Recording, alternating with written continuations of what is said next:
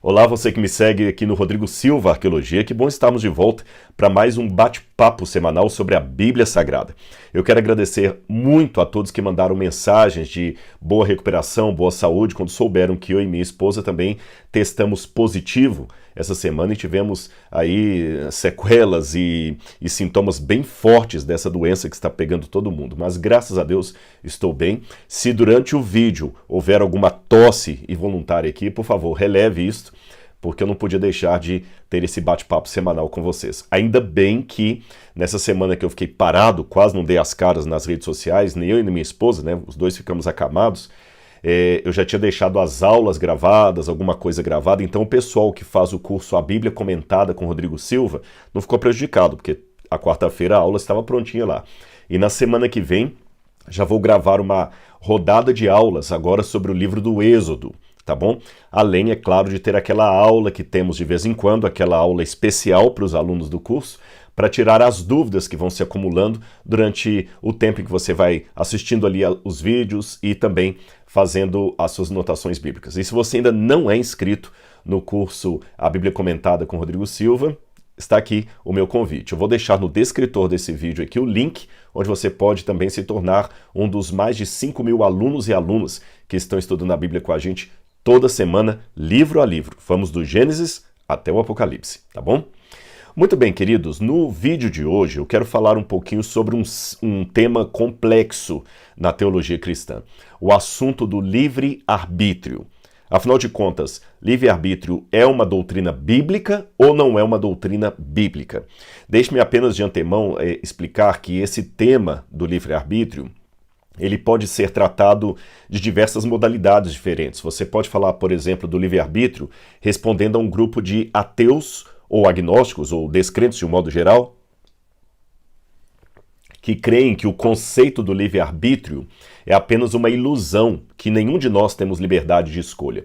Dentro dessa temática ateísta, o livre-arbítrio, como eu falei, ele não é uma coisa ipso facto, aquilo que realmente acontece, é uma ilusão. Nós, na verdade, somos mais fadados àquilo que o nosso gene nos programou a ser. Aí você tem as correntes filosóficas do fatalismo, por exemplo, que negam qualquer tipo de escolha, onde a pessoa não pode nem ser moralmente responsável pelas escolhas que ela toma. Este é um capítulo do debate sobre se há ou não livre-arbítrio, junto com escolas de pensamento ateias, que preferem falar do fatalismo ou do determinismo. Mas eu quero de antemão dizer que não é sobre este tipo específico de debate que eu vou me deter. Eu vou explicar no vídeo de hoje mais aquele outro debate, comumente chamado como a oposição teológica entre Armínio e Calvino. Calvino e Jacó Armínio. Quem são esses? João Calvino, você sabe, foi um dos protestantes, um dos pais da Reforma Protestante, que desenvolveu o protestantismo especialmente ali na Suíça e deu origem às chamadas igrejas reformadas, com a maior expressão da igreja presbiteriana.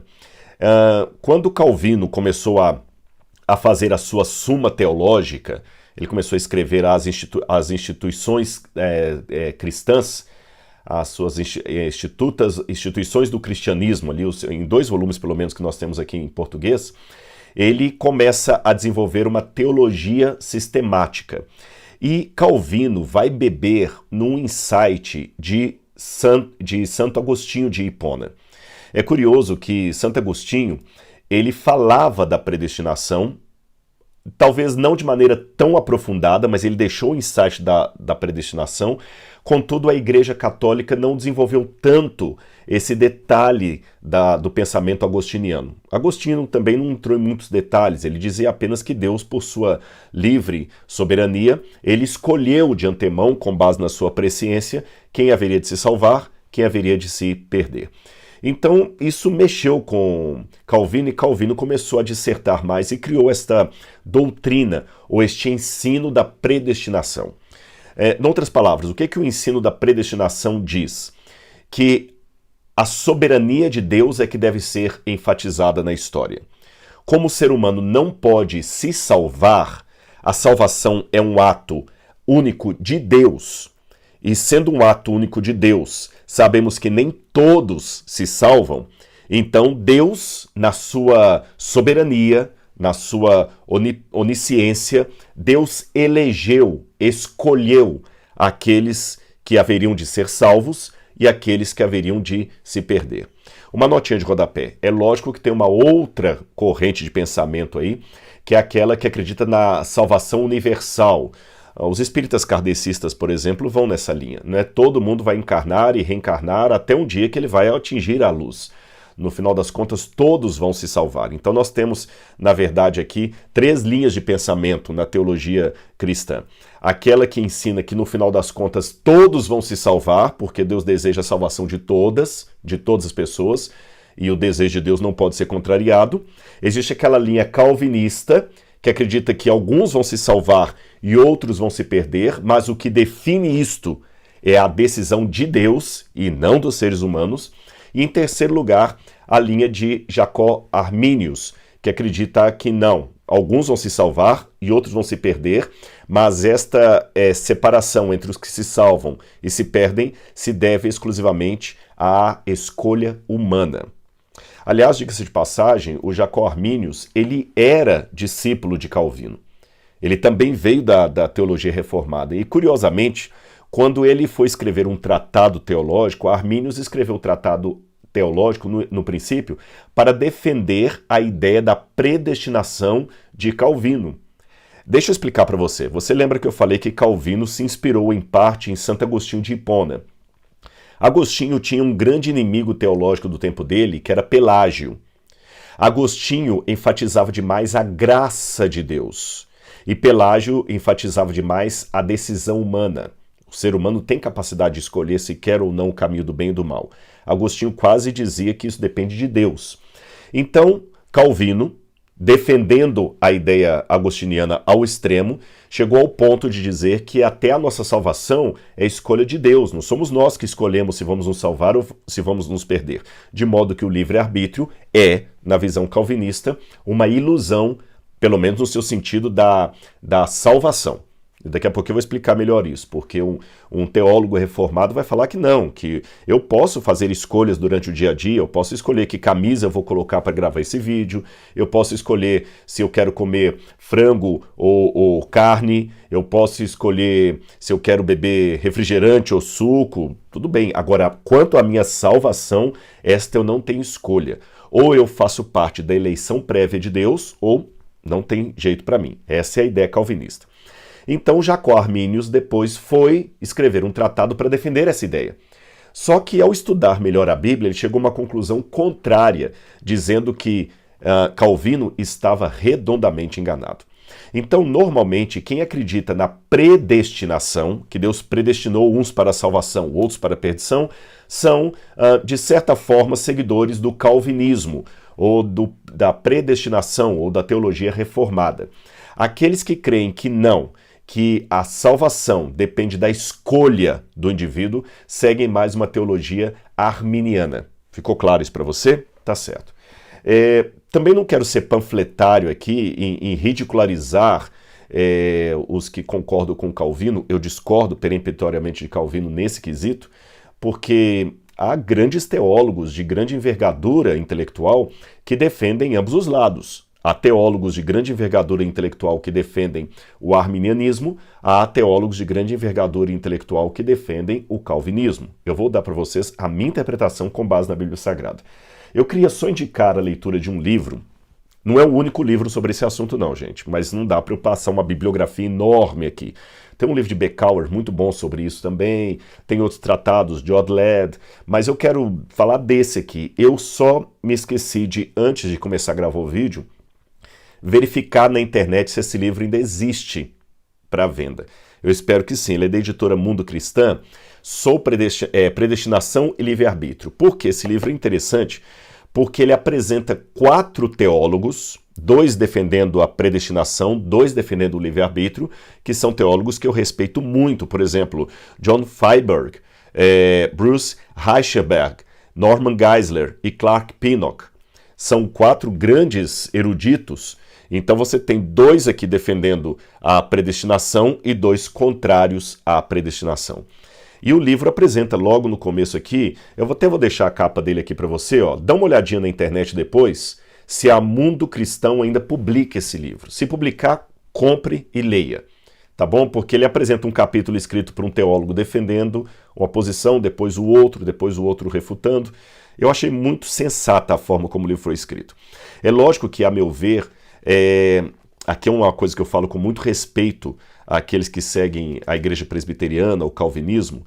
Eu já deixo de antemão claro para vocês que, na minha opinião, a predestinação traz uma visão do caráter de Deus muito perigosa. É a minha posição, você não precisa concordar com ela. E eu vou dar biblicamente o porquê disso, tá bom? Mas nós temos vários elementos aqui do que diz o arminianismo, o calvinismo. Você pode ler isso depois com calma. O meu livro está todo marcado, mas eu já comprei esse livro e li há muitos anos. Até é bom você olhar se num sebo não tem esse livro. Ele foi editado originalmente aqui no Brasil em 1989. Eu lembro que eu estava começando a estudar teologia quando eu li esse livro. Bom, então vamos lá. Vamos começar a dizer por que eu, Rodrigo, não acredito no livre-arbítrio. Em primeiro lugar, tem uma posição que alguns colocam aí, mas livre-arbítrio é uma palavra que nem está na Bíblia. Bom, isso é verdade, a palavra livre-arbítrio não está na Bíblia, mas na Bíblia também não existe a palavra milênio, não existe a palavra trindade, não existe a palavra cristianismo, não existe a palavra adventismo, não existe a palavra metodismo, não existe a palavra pastora, né? Então, quer dizer, tem um monte de palavras que não estão na Bíblia. A palavra escatologia não está na Bíblia, como eu falei, a palavra trindade não está na Bíblia. Então, não é pelo fato de uma palavra não estar na Bíblia que significa que ela não seja bíblica. Às vezes o termo não está na Bíblia Sagrada, mas o conceito dele está ali. Então, esse é o ponto, tá certo? Então, para mim, dizer que livre-arbítrio nem está na Bíblia, não é bem assim. O conceito do livre-arbítrio está na Bíblia, mesmo que o termo livre-arbítrio, esse binômio, não esteja necessariamente ali, tá bom? Agora vamos começar então definindo as questões. Eu quero apenas deixar claro para vocês, meus queridos, que são dezenas e dezenas de passagens que dialogam com essa temática. Eu vou ler várias para vocês aqui, mas é lógico que eu não conseguirei, num vídeo que talvez vai ficar com um pouco mais de 30 minutos aqui, esgotar todos os termos bíblicos alusivos a isso. Então eu vou colocar os principais e algumas chaves hermenêuticas que nos ajudarão a compreender aqueles que talvez porventura eu não citá-los aqui, tá bom? Então vamos começar. Primeiro vamos definir os conceitos. O que é livre-arbítrio?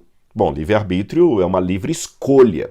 Mas eu achei interessante que alguém colocou esses dias na internet uma posição, veja bem, que no dicionário diz assim, uma livre escolha isenta de condição. Peraí, calma. Livre escolha isenta de condição não é a mesma coisa de livre escolha incondicional. A palavra escolher é uma palavra que nós devemos também entender a etimologia dela. Escolher vem do latim excolligere, quer dizer, tirar de uma coletânea. Por que eu estou trazendo a etimologia da palavra? Tirar de uma coletânea. Excolligere, tirar de uma coletânea. Porque o próprio fato de escolher já demonstra que, ao contrário do que alguns colocam aí, a escolha não é algo incondicional. É porque eles pegaram aquela questão de dicionário lá, né? Livre-arbítrio é o direito de escolha sem condições, isento de condições. Só que esse isento de condições que o dicionário está dizendo é o seguinte: se você escolhe porque você é obrigado a escolher aquela cor vermelha e não a azul, você não está tendo um livre-arbítrio. O livre-arbítrio é quando você se torna o juiz naquela situação. A palavra livre-arbítrio, aliás, no latim, né? Árbitro, que significa juiz, testemunha, aquele que decide entre duas situações. Então, o livre-arbítrio é quando você pode decidir entre duas situações. Não significa que você pode decidir incontestamente qualquer coisa. Este não é um ensino bíblico, que você pode escolher incondicionalmente qualquer coisa, muito menos é o sentido que a palavra livre-arbítrio e escolha tem na sua raiz. Eu vou dar um exemplo para você. O próprio fato de você entrar no supermercado e escolher se você quer comprar o sabão em pó da marca A ou B, já é uma delimitação. Você não pode comprar qualquer sabão em pó. Ali só há a marca A e B. Você precisa do sabão em pó. Então você vai escolher entre o A e o B. Somente isso. Então livre-arbítrio não significa uma escolha sem limites, que eu posso escolher qualquer coisa. Não, não é por aí. Aliás, as pessoas que pensam assim, falam o seguinte, o livre-arbítrio contradiz a soberania de Deus na sua vida? De jeito nenhum. Da mesma maneira, elas confundem a ideia de onipotência de Deus como significando que Deus pode fazer qualquer coisa indistintamente. Não, meus irmãos. Onipotência não significa Deus poder fazer qualquer coisa indistintamente. Por exemplo, se Deus pudesse criar uma pedra que nem ele pode carregar, Deus não seria onipotente. Deus seria ilógico, irrazoável. Perceberam? Justamente por Deus ser onipotente, tem muitas coisas que Deus não pode fazer. Por exemplo, Deus não pode pecar. Deus não pode errar. Deus não pode mentir. Deus não pode criar outro dele mesmo. Perceberam? Então tem várias coisas que a onipotência de Deus impede Deus de fazer. Então, assim como onipotência não significa a liberdade para fazer qualquer coisa indistintamente, livre-arbítrio também não significa poder fazer qualquer coisa indistintamente. O livre-arbítrio está dentro de uma delimitação lógica e bíblica. Eu achei interessante que alguém colocou uma ilustração na internet sobre o livre-arbítrio, alguém defendendo a predestinação, e colocou essa ilustração que eu já ouvi em várias mensagens. Então nem sei quem que é o autor dessa ilustração, porque eu já ouvi várias vezes, geralmente contadas por pessoas que defendem o livre-arbítrio. A ilustração é o seguinte: imagine que todos estamos dentro de um navio, tá certo?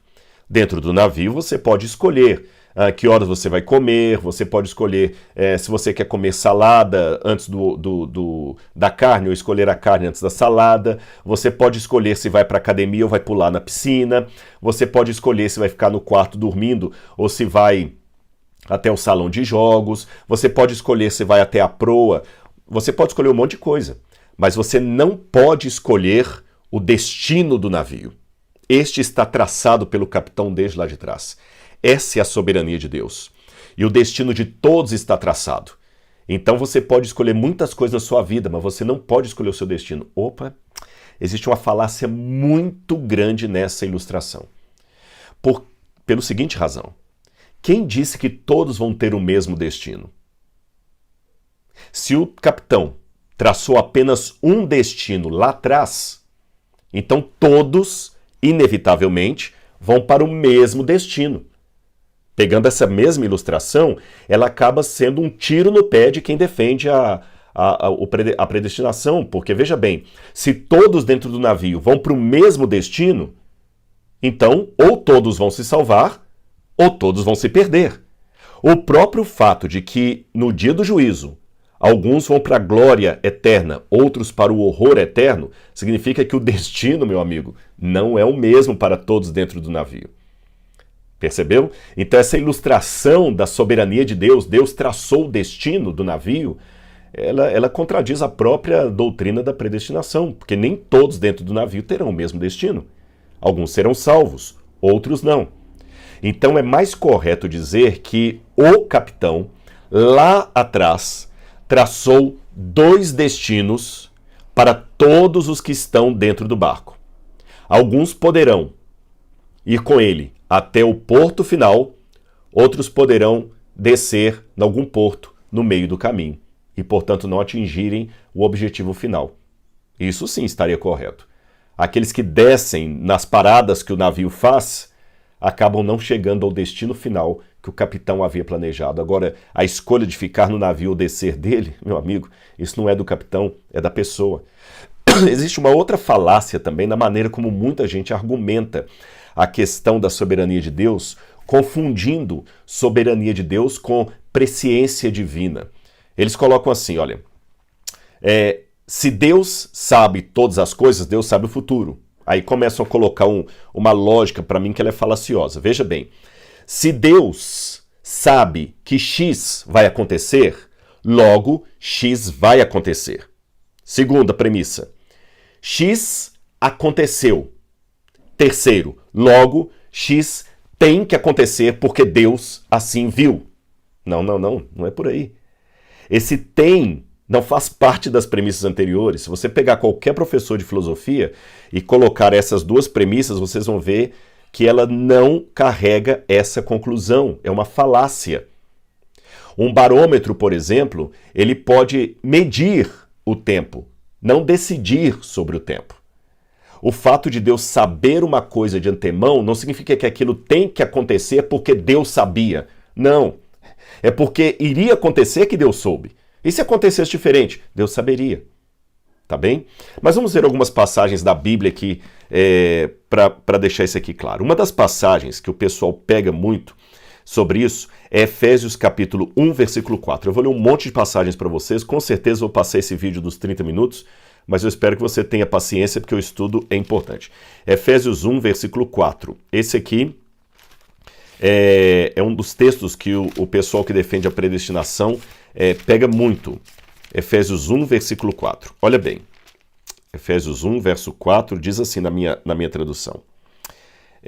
Antes da fundação do mundo, Deus nos escolheu nele para sermos santos e irrepreensíveis diante dele.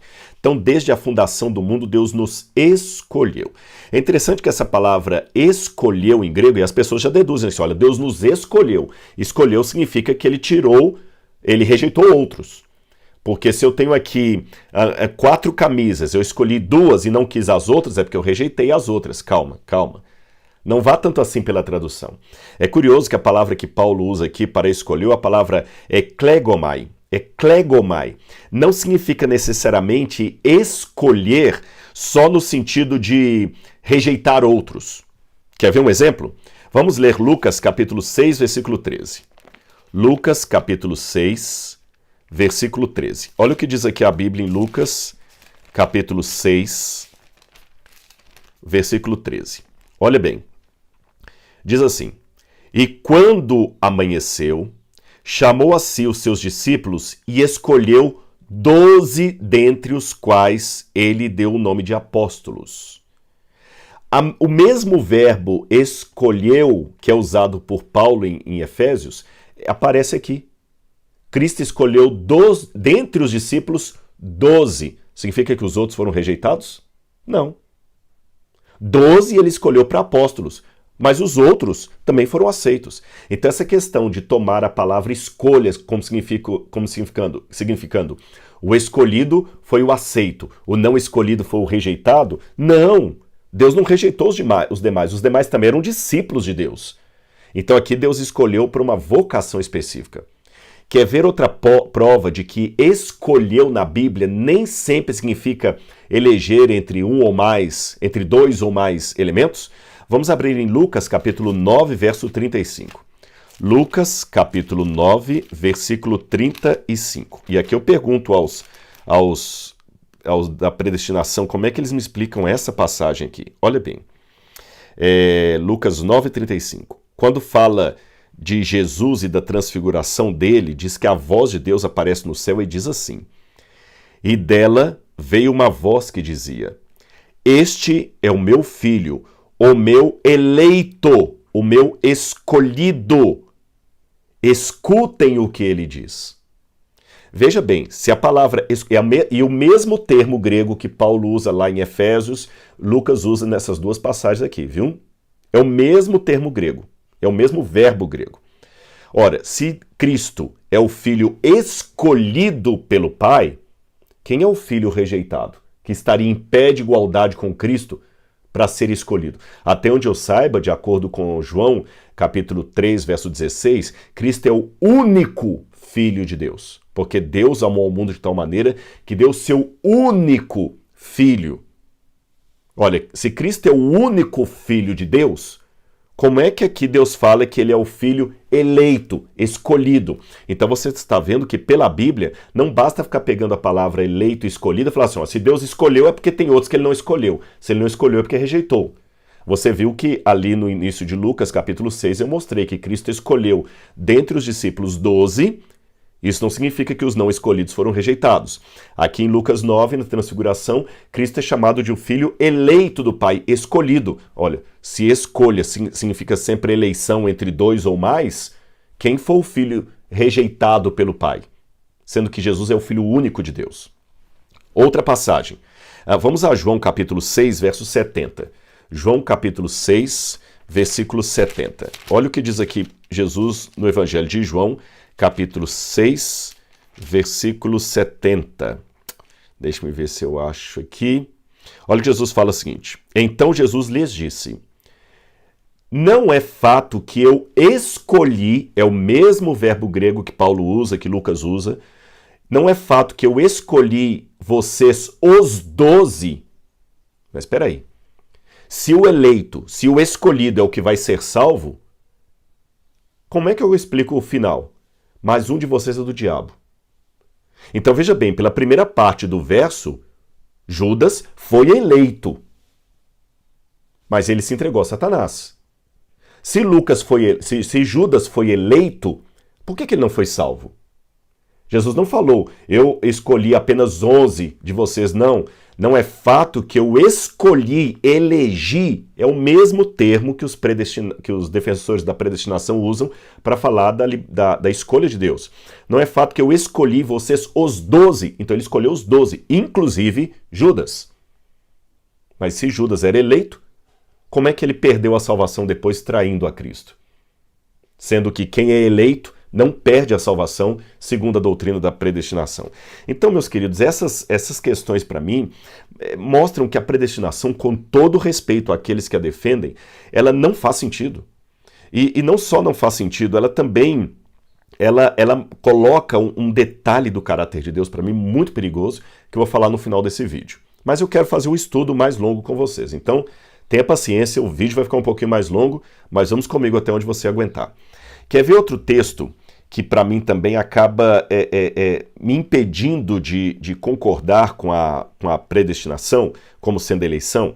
Olha bem, quando você vai, Berkouwer, isso aqui eu devo até ao Berkouwer que eu citei para vocês, o Berkouwer diz que muitas vezes na Bíblia a eleição não se dá para escolher uns fazendo com que outros se percam, pelo contrário, a eleição se dá para que uns levem outros também a serem eleitos. É o caso, por exemplo, de Romanos, capítulo 11, versículos 7 a 11, que tem uma parte até que Paulo fala o seguinte: ora, eles tropeçaram para que caíssem? Não! E Paulo fala que a eleição fez isso. A eleição fez Israel cair, mas não cair para que caíssem. Para que os gentios também fossem salvos. Percebeu? Bom, vamos continuar aqui. Um outro problema. Muitas pessoas que falam da predestinação e querem defender a predestinação, eles nos acusam, a nós que seguimos um pensamento mais de acordo com Jacó Arminius, nos acusam de negar a soberania de Deus. Aliás, se você for conversar com um teólogo reformado, uma expressão que para ele é muito cara, muito preciosa, é a expressão soberania divina, que para mim também é preciosa. A diferença é que para ele a soberania divina é tão determinante que ela escolhe até quem vai se salvar, quem vai se perder. Para mim, não. A soberania divina, ela, por amor à humanidade, ela assume um ponto vulnerável.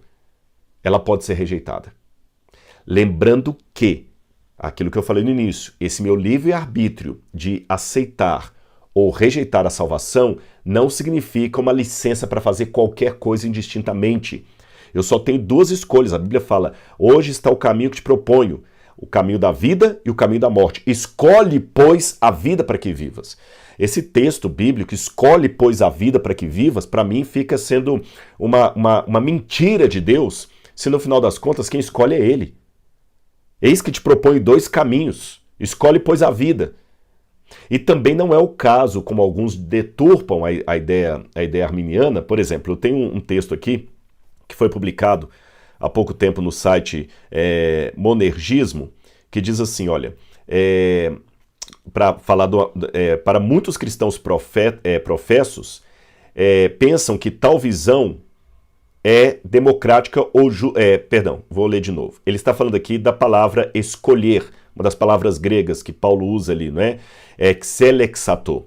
E ele fala que muitos cristãos, muitas igrejas evangélicas, têm evitado ou redefinido essa palavra, porque se Deus escolheu alguns, isto é, alguns em Cristo, então, por implicação lógica, outros não foram eleitos. Isto é, eles foram abandonados por Deus para perecerem seus pecados, porque muitos cristãos professos não pensam que tal visão é democrática ou justa.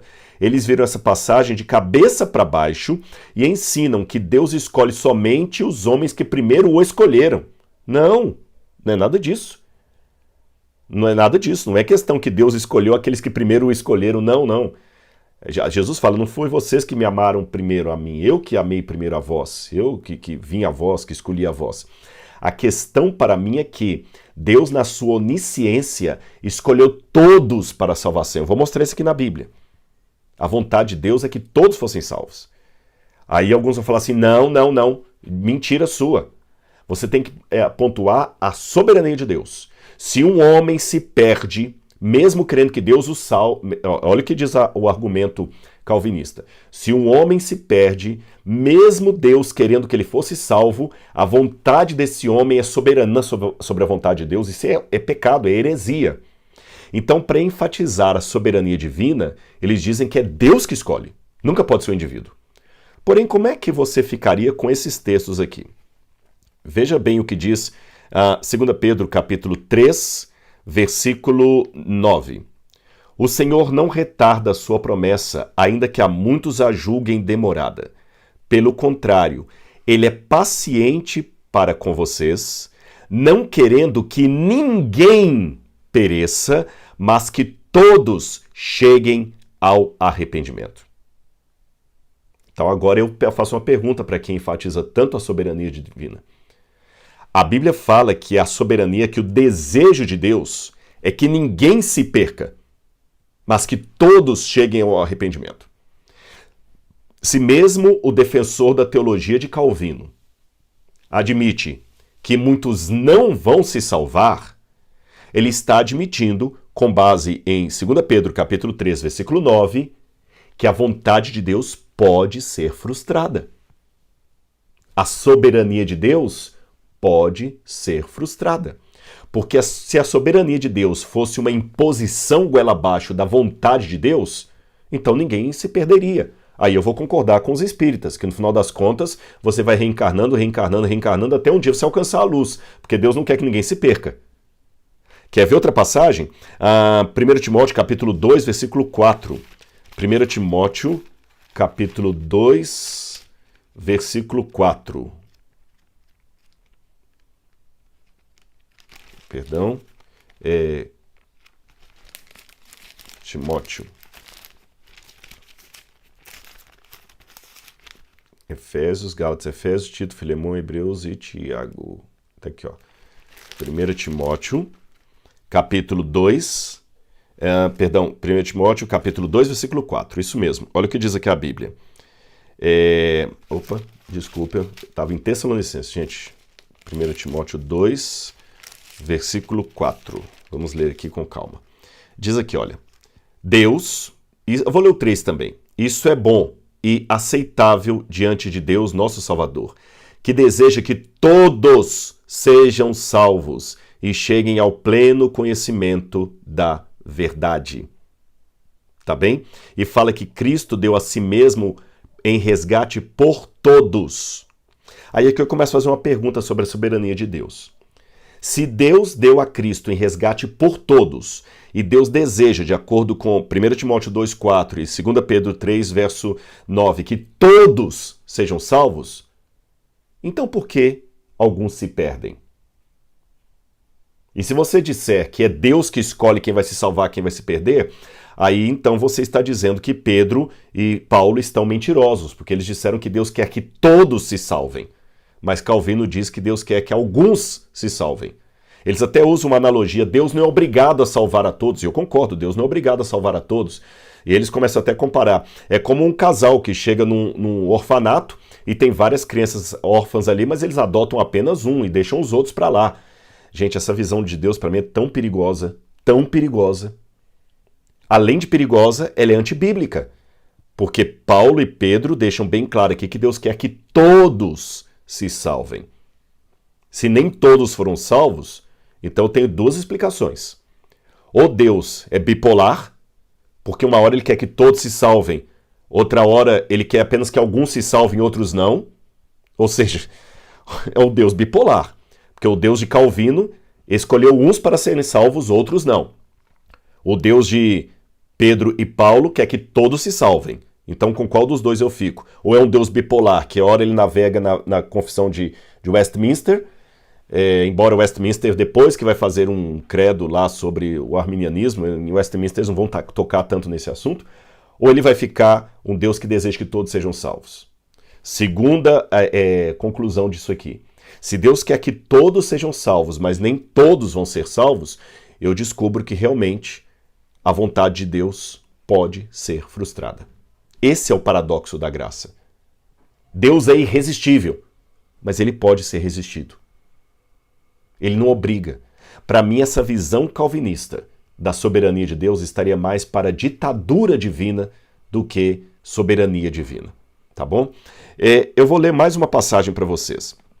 Olha esse texto aqui, Mateus capítulo 25, versículos 34 e 35. Mateus capítulo 25, versículos 34 e 35. Eu preveni vocês da minha tosse, né? Então vamos lá, Mateus capítulo 25, versículo 34. Então o rei dirá aos que estiverem à sua direita: venham benditos de meu Pai, venham herdar o reino que está preparado para vocês desde a fundação do mundo. Aí ele fala, né? Porque eu tive fome, vocês deram de comer e tudo. Aí quando eu vou ao verso 41, vou pular para o verso 41. Então o rei dirá também aos que estiverem à sua esquerda: afastem-se de mim, malditos, para o fogo eterno preparado para quem? Para o diabo e seus anjos. Ora, se o fogo eterno fosse preparado também para aqueles que não foram eleitos por Deus, dentre a humanidade, faria mais sentido Jesus dizer: afastem-se de mim, malditos, para o fogo eterno que está preparado para vocês e para o diabo desde a fundação do mundo. Não é isso que é dito. O que é preparado desde a fundação do mundo é o reino, não o lago de fogo. Ou seja, o desejo de Deus é que todos sejam salvos. Eu quero ler mais um texto também, Isaías capítulo 53, versículo 10. Essa questão da soberania, da vontade de Deus, isso é perigoso a gente ficar tomando isso ao pé da letra, assim, sem analisar o texto original, o que queria dizer. Porque aqui diz, por exemplo, Isaías 53, verso 10, falando da morte de Jesus: todavia ao Senhor agradou esmagá-lo, fazendo-o sofrer. Deus agradou matar Jesus. Eu vou tomar isso aqui ao pé da letra? Significa então que Deus é um sádico que teve prazer na morte do próprio Jesus? Por isso que ainda que alguns fiquem com coceiras no ouvido quando a gente fala, vamos olhar o que a palavra significa no original grego, hebraico, contexto da época, irmãos, é assim que se faz uma hermenêutica do texto. Não é ficar pegando a Bíblia e só lendo os textos aí a pontapé de qualquer maneira, de maneira literal, senão eu coloco a Bíblia em contradição consigo mesmo. Se você só... Eu estou dizendo isso porque muitas pessoas citam uma gama de textos de Paulo, onde Paulo fala: Deus escolheu vasos para honra, vasos para desonra, Deus escolheu uns, escolheu vocês, etc, etc. Vão pegando esses textos, elencando assim, sem fazer uma análise do contexto, da Bíblia junto com a Bíblia, do como está no original, e acabam criando essa ideia aí realmente. Mas só que se eu pegar texto fora de contexto, eu vou dizer que Deus é sádico, porque Isaías 53, verso 10 diz que ele agradou moer Jesus. E não é bem assim, tá bom? Uma coisa que eu acho que você tem que ter, eu sugiro a você, mesmo que você não saiba grego nem hebraico, uma sugestão hermenêutica que eu dou para você para estudar qualquer doutrina da Bíblia é o seguinte: a Bíblia às vezes traz situações ou textos paradoxos. Textos paradoxos não são textos necessariamente contraditórios, porque a palavra de Deus não entra em contradição, tá bom? Mas são textos que apresentam, às vezes, lados diferentes de um mesmo cristal. Você vê por um prisma, por outro prisma. Os diferentes prismas do cristal não são contradições, são paradoxos. Então, por exemplo, tem textos da Bíblia que falam muito da importância das obras. Cristo virá recompensar a cada um de acordo com suas obras. Mas tem outros textos da Bíblia que falam que nós não somos salvos pelas obras. Então, a heresia, é geralmente quando você toma só um conjunto de textos da Bíblia e fica martelando aqueles textos ali, ignorando a existência de outros que contradizem aquela conclusão que você tem unilateral apenas com aquele conjunto de textos. Por exemplo, tem vários textos na Bíblia que deixam bem claro que Jesus é inferior ao Pai. O Pai é maior do que eu não faço nada se o Pai não mandar, o Pai me enviou, tá certo? Jesus pede ao Pai, o Filho não sabe o dia da volta dele, é só o Pai. Então parece que Jesus é inferior ao Pai. Se eu ficar só com esses versículos da Bíblia, eu vou negar a divindade de Jesus. Eu tenho que ler esses versículos da Bíblia à luz de outros versículos que dizem que Jesus está em pé de igualdade com o Pai. Isaías, onde Jesus é chamado de o Pai da eternidade, o príncipe da paz, onde ele fala, antes que Abraão existisse, eu sou, eu e o Pai somos um. Então você tem que pegar esses dois conjuntos de textos e lê-los de maneira harmoniosa no todo da Bíblia. Se você ler só um conjunto de textos, você vai inevitavelmente cair numa heresia. Por exemplo, na época do cristianismo primitivo, um grupo de cristãos só lia textos sobre a divindade de Jesus. Os docetistas, por exemplo, chegaram à conclusão que Jesus era Deus, mas ele nunca se tornou humano. Aí Paulo, e depois de Paulo aí, mais é João, tem que explicar que Jesus é humano. João tem que falar o seguinte, qualquer que negue a humanidade de Jesus é do anticristo. Aí um outro grupo ficou lendo só as passagens bíblicas que falam de Jesus humano e negaram que ele era divino, como por exemplo o arianismo, o ebionismo. Ficou claro para você? Então, de fato, eu tenho textos da Bíblia que falam que Deus escolheu. Mas há textos que falam que nós é que escolhemos. Então tem que colocar esses textos justapostos e tirar uma conclusão deles, não ficar gravitando apenas em cima dos textos que me interessam. Você está vendo as várias passagens que eu estou lendo para você aqui? A primeira coisa que nós devemos ter, a justiça de Deus está ligada à sua misericórdia. Isaías capítulo 1, verso 27.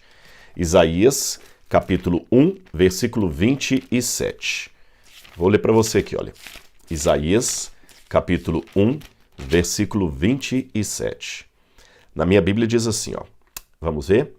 Sião será redimida pelo direito, e os que arrependerem pela justiça. Então, ou seja, misericórdia e justiça não são atributos divinos que você pode separar um do outro. Tá certo? Outra passagem que eu quero ler com vocês aqui. Romanos capítulo 3, versículo 25. Romanos capítulo 3, versículo 25. Romanos capítulo 3, versículo 25. Vamos ler lá? Na minha tradução diz assim, olha.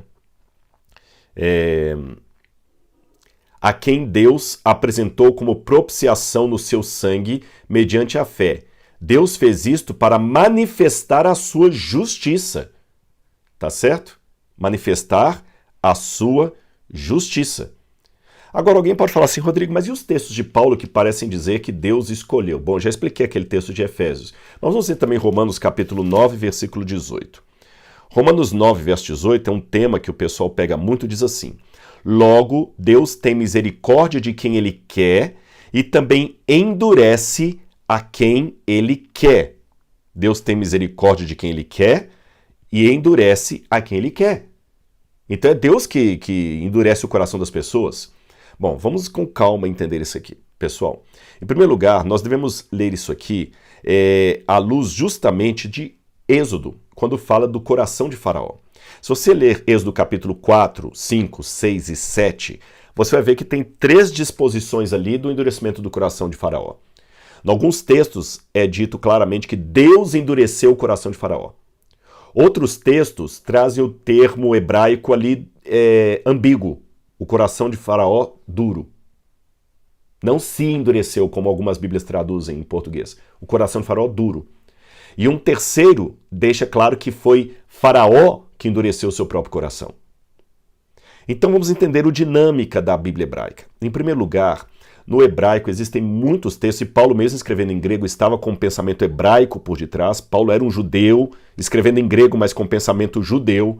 Tanto é que Paulo ressignifica algumas palavras gregas, dando um novo formato hebraico.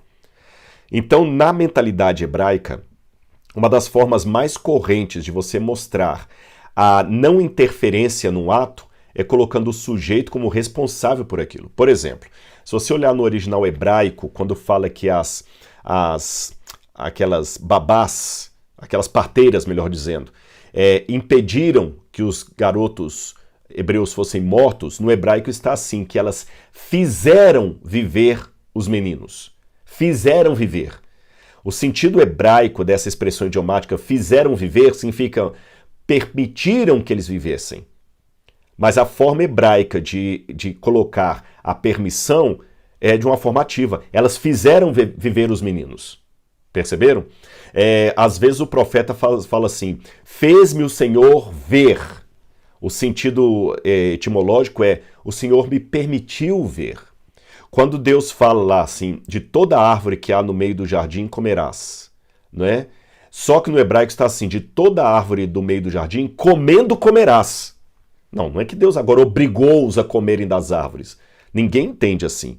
Deus permitiu que Adão e Eva comessem das árvores, exceto da árvore proibida. Só que a forma hebraica no Gênesis de explicar que Deus permitiu que eles comessem das árvores foi comendo comereis. Então veja bem, comendo comereis, fizeram viver, fez-me o Senhor ver. Então muita coisa que Deus apenas permite é colocada de uma forma ativa. Por isso que a Bíblia fala que Deus endureceu o coração de Faraó, quer dizer, Deus permitiu que o coração de Faraó ficasse duro. Tanto é que quando você vai para uma passagem que Salmo 18, 26, por exemplo, Salmo 18, 26, você tem aqui um termo que vai me ajudar a esclarecer isso, quer ver? Deixa eu pegar aqui, Salmo 18, versículo 25 e 26. Olha o que a Bíblia diz aqui, olha. Para quem é fiel, fiel tu te mostras. Com o íntegro, também és íntegro. Com o puro, puro te mostras. Com o perverso, inflexível. Então aqui esse texto de Deus endurece quem Ele quer, eu não posso ler desassociado de Salmo 18, 25 e 26. Outra questão também, que alguns falam, tá, mas aqui um pouquinho antes, Paulo fala assim, eu estou lendo Romanos agora, capítulo 9, versículo 13, como está escrito, amei Jacó, porém desprezei Esaú. Esse desprezei Esaú não significa que Deus escolheu Jacó para a salvação e Esaú para a apostasia. Não, de jeito nenhum, meus irmãos. Em primeiro lugar, Paulo aqui está citando um texto de Malaquias, que foi escrito 1000 anos depois de Jacó e Esaú. E Malaquias está comparando Jacó e Esaú justamente aos edomitas e aos de Judá. É isso que Malaquias está fazendo. E Deus teve misericórdia mais de 1000 anos dos edomitas e eles não se arrependeram. Por isso que Deus os desprezou, ou seja, Paulo aqui, citando Malaquias, ambos estão fazendo uma descrição histórica dos dois meninos, não uma profecia sobre os dois. E você pode falar, tá, mas lá, quando Rebeca estava com os dois meninos, já falaram para Rebeca, você tem duas nações dentro de você. Sim, mas não significa que uma nação seria salva, outra seria perdida, tanto é que Deus deu tempo para que os edomitas se arrependessem. Rodrigo, mas a Bíblia fala que Deus desprezou Saul. Deixa eu explicar para você. Também na forma hebraica de se falar, lembra que eu estou mostrando para você que a gente tem que entender o sentido etimológico de algumas expressões idiomáticas da Bíblia, meus queridos. A gente não pode pular isso por preguiça mental. Ah, Rodrigo fica com esse negócio de grego e hebraico, é para confundir a gente. Não é para confundir. Se eu falar hoje que eu estou morto de cansaço, isso não significa que mortos se cansem. Mas daqui a 2000 anos, muita gente pode criar uma doutrina baseada na minha palavra que morto se cansa, porque assim eu me expressei, estou morto de cansado. Sem uma compreensão da expressão idiomática de hoje, dá complicação. Quando a Bíblia fala que Deus amou Jacó e se aborreceu de Esaú, ou desprezou Esaú, no sentido de amou um mais, outro menos. Só isso. Quer ver? Quando você vai para Lucas capítulo 14, verso 26, olha esse texto de Lucas, como é que ele é problemático se você ignorar a expressão da época. Lucas 14, verso 26. Olha o que diz aqui na Bíblia. Se alguém vem a mim e me ama mais do que o seu pai, ou sua mãe, ou sua mulher, ou seus filhos, e as suas irmãs, e até a sua própria vida, não pode ser meu discípulo. Muito boa essa tradução aqui na Bíblia Nova Almeida atualizada. Tá certo, só que ela fez uma tradução dinâmica. Porque no original grego não está assim.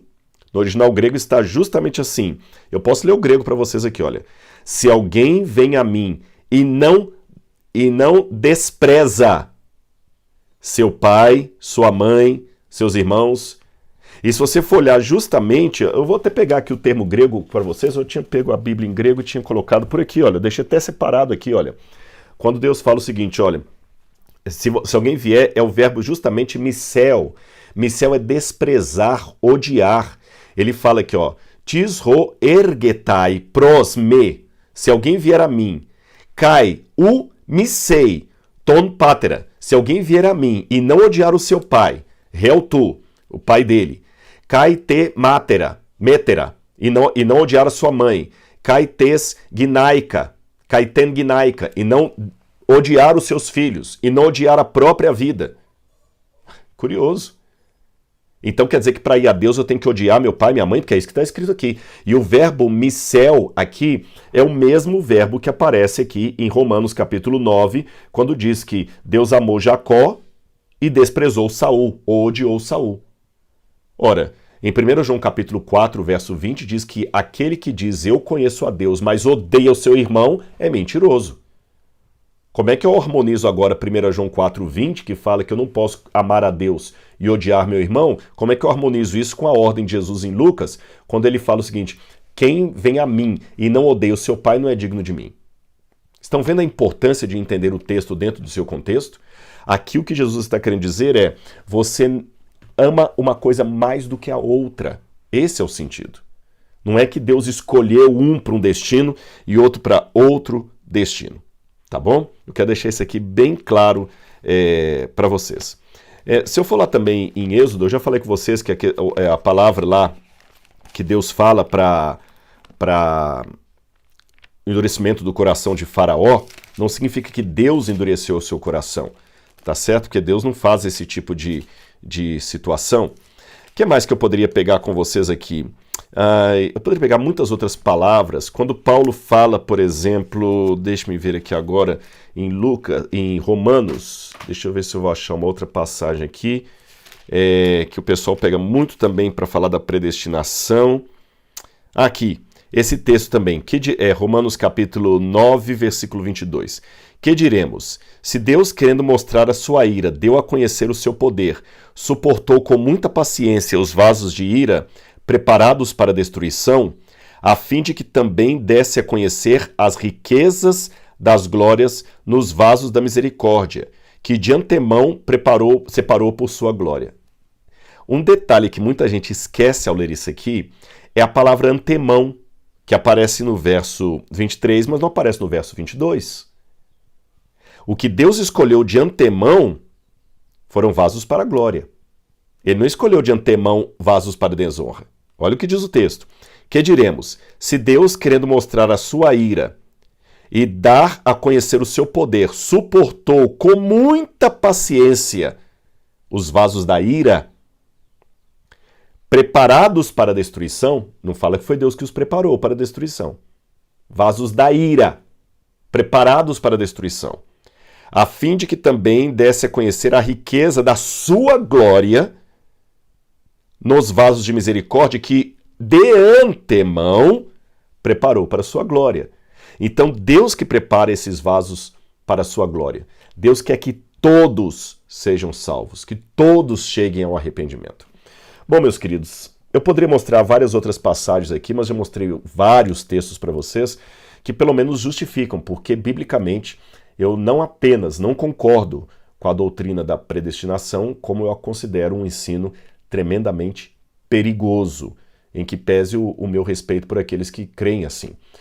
Colocam um lado de Deus para mim muito dantesco. Eu não sei se o Pai me ama, não é? Eu não sei se o Pai me ama. Na verdade, eu não sei nem se eu estou salvo.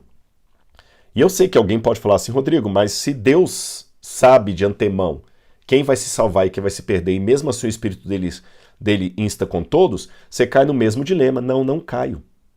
Por uma razão, e com isso eu termino.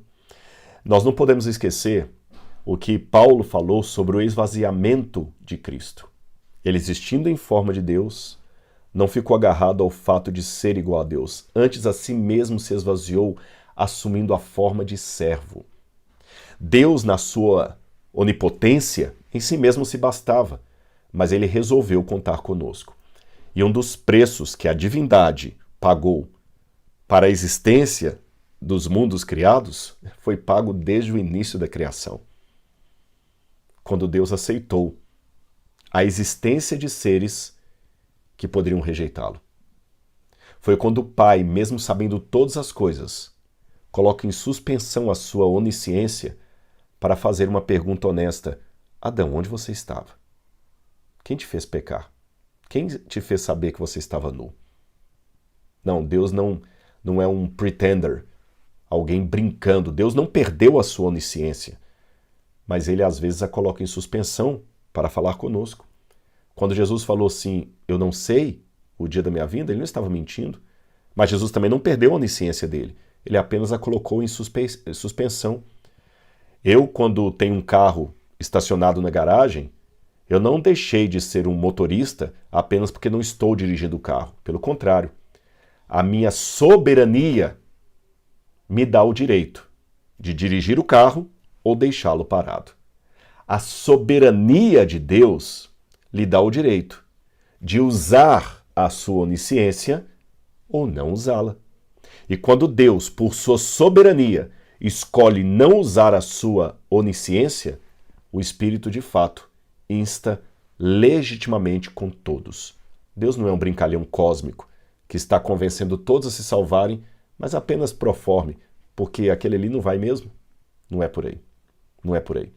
E como eu falei no início, o Deus de Paulo e de Pedro dizem que quer que todos sejamos salvos.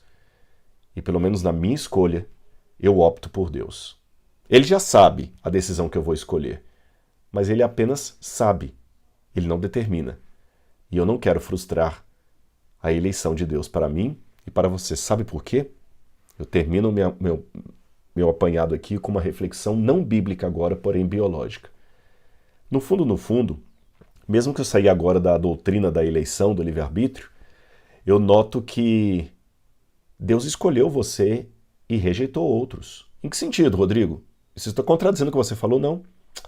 É que quando a relação sexual que me produziu ocorreu, milhões de espermatozoides saíram do meu pai para fecundar o óvulo da minha mãe. Uma fração de nanosegundo seria o suficiente para que outro espermatozoide, e não o que me formou, entrasse primeiro no óvulo. Se a relação sexual tivesse sido 10 minutos antes ou 10 minutos depois, se a ejaculação tivesse acontecido 1 minuto antes ou 1 minuto depois, é muito provável que outro estaria aqui que não eu. Pergunte um biólogo, um médico, uma bióloga, uma médica, eles vão te explicar isso muito melhor do que eu. A chance matemática de você ser você, ela é maior do que ganhar sozinho na Mega Sena, concorrendo com todos os habitantes do planeta Terra.